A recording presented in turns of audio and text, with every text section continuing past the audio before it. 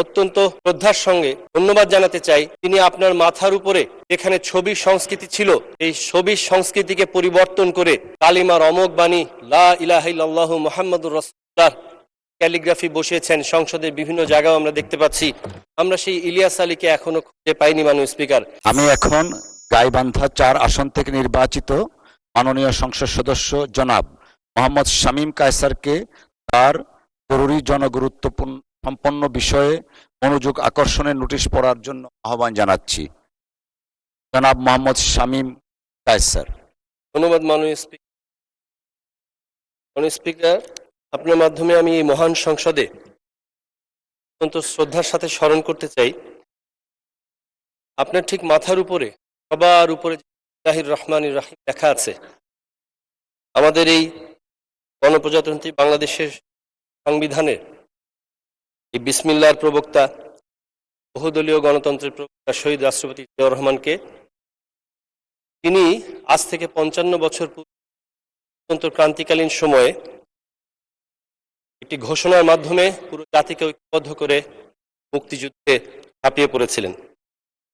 আপনার মাধ্যমে আমি শ্রদ্ধার সাথে স্মরণ করতে চাই, তিনি এই বাংলাদেশের পক্ষের শক্তি হিসেবে কাজ করতে গিয়ে ফ্যাসিস্টের নির্যাতনে, সহযোদ্ধাদের যখন নিজের দলের পরিচয়ের মার্কা ছিল না, তখন এই আইডেন্টিটি ক্রাইসিসের মুহূর্তে নিজ দলের প্রতীক ধানের শীষ তাদের হাতে তুলে দিয়ে আইডেন্টিটি প্রদান করেছিলেন এই প্রয়াত দেশনেত্রী বেগম খালেদা জিয়া।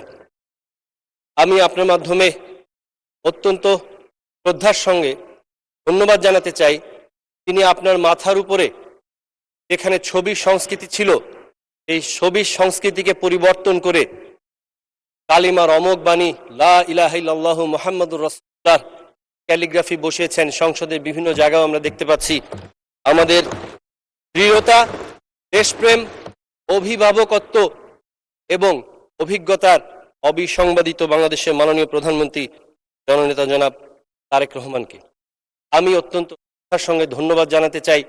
আমার নির্বাচনী এলাকা ৩২ গাইবান্ধা ৪ গোবিন্দগঞ্জ আসনের আপামর জনসাধারণকে, যারা দ্বিতীয়বারের মতো নির্বাচিত করে আমাকে ভোট দিয়ে এই মহান সংসদে কথা বলার জন্য পাঠিয়েছেন। মাননীয় স্পিকার, আমি বিষয়বস্তুতে যাওয়ার আগে একটা ছোট্ট কথা বলবো। আপনাকে অত্যন্ত ধন্যবাদ দিচ্ছি এবং শুভকামনা জানাচ্ছি। রাজপথ থেকে আজকে সংসদ পরিচালনার সর্বোচ্চ আসনে আপনি বসে আমাদেরকে পরিচালনা করছেন। আপনার প্রতিবেশীর হক আপনি আদায় করার কথা বলেছেন। পাশাপাশি আমি একটু এতটুকু বলতে চাই, আমাদের রংপুর বিভাগের ৮টি জেলার মধ্যে ৪টি জেলা গাইবান্ধা, রংপুর, কুড়িগ্রাম, নীলফামারীর ১৯টি আসনের মধ্যে মাননীয় স্পিকার, আমি বাংলাদেশ জাতীয়তাবাদী দল বিএনপির ধানের শীষের পতাকা নিয়ে একমাত্র সংসদ সদস্য হিসেবে এখানে একজন সংখ্যালঘু হিসেবে আছি। তাই প্রতিবেশীর হকের পাশাপাশি একটু সংখ্যালঘুর হকটা আদায় করার জন্য আপনার কাছে অনুরোধ জানাচ্ছি। মাঝে মাঝে হাত তুললে একটু খেয়াল করবেন মাননীয় স্পিকার। সবশেষে আমার মূল পয়েন্টটা জানার আগে একটা ছোট্ট কথা বলবো।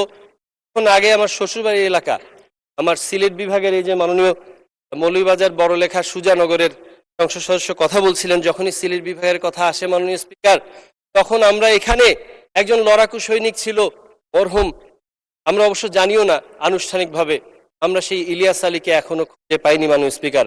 যাদের আত্মাহুতির কারণে আজকে আমরা এখানে দাঁড়িয়ে কথা বলছি, তাদেরকে শ্রদ্ধার সাথে স্মরণ করি। আজকে মাননীয় স্বাস্থ্যমন্ত্রী মহোদয় বরাবর আমি যে নোটিশটি দিয়েছিলাম, এটি গ্রহণ করার জন্য আমি মহান সংসদকে ধন্যবাদ জানাচ্ছি। নোটিশটি আমি বলছি, আমি মোহাম্মদ শামীম কায়সার ৩২ গাইবান্ধা ৪ গোবিন্দগঞ্জ আসন থেকে জরুরি জনগুরুত্বপূর্ণ বিষয়ের প্রতি মাননীয় স্বাস্থ্য ও পরিবার কল্যাণ মন্ত্রীর মনোযোগ আকর্ষণ করেছি। তাতে আমার নির্বাচনী এলাকা ৩২ গাইবান্ধা ৪ গোবিন্দগঞ্জ উপজেলা একটি উপজেলা নিয়ে গঠিত। অত্র এলাকা গাইবান্ধা জেলার মধ্যে অত্যন্ত গুরুত্বপূর্ণ। এলাকার অধিকাংশ মানুষ নিম্ন মধ্যবিত্ত, তারা কৃষিকাজ করে জীবিকা নির্বাহ করে থাকে। তাদের চিকিৎসার জন্য একমাত্র এই উপজেলা হাসপাতাল, তারা দূরে গিয়ে তাদের চিকিৎসা করতে পারে না। অত্র এলাকার মানুষকে গোবিন্দগঞ্জ উপজেলা হাসপাতালের উপর নির্ভরশীল হতে হয়।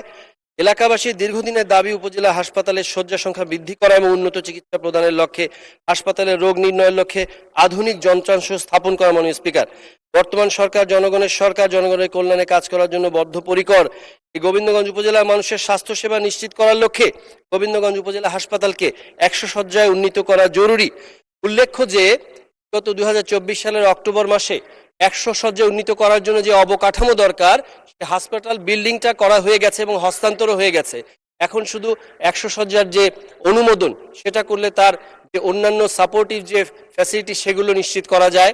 আমি আপনাকে জাস্ট এতটুকু উল্লেখ করে বলতে চাই, এখন 50 শয্যার যে সুবিধাগুলো আছে, এখানে অপ্রতুল থাকার কারণে এই ওষুধপত্র এগুলো 2, 2.5, 3 মাসের মধ্যে শেষ হয়ে যায়।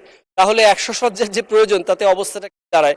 এজন্য আমি মাননীয় স্বাস্থ্যমন্ত্রীর দৃষ্টি আকর্ষণ করছি, গোবিন্দগঞ্জ উপজেলার মানুষের স্বাস্থ্যসেবা নিশ্চিত করার লক্ষ্যে এই গোবিন্দগঞ্জ উপজেলা হাসপাতালকে 100 শয্যায় উন্নীতকরণের জন্য আমি প্রয়োজনীয় পদক্ষেপ গ্রহণ করার জন্য মাননীয় স্বাস্থ্য দৃষ্টি আকর্ষণ করছি। ধন্যবাদ মাননীয় স্পিকার। ধন্যবাদ মাননীয় সদস্য।